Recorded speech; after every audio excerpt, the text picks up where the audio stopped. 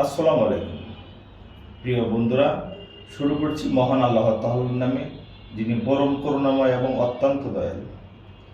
আমরা মুসলমান, আমাদের ধর্ম ইসলাম। ইসলাম একটি শান্তির ধর্ম।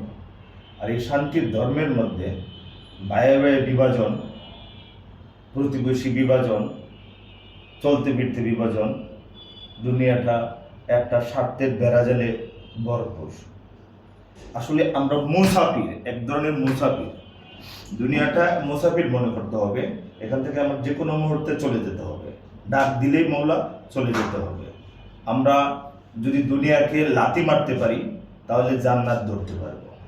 আর জান্নাত ধরতে পারলেই জন্মের পরে জন্ম, জন্মের পরের জন্ম, সুখ শান্তি, অনাবিল রহমত এবং শান্তি।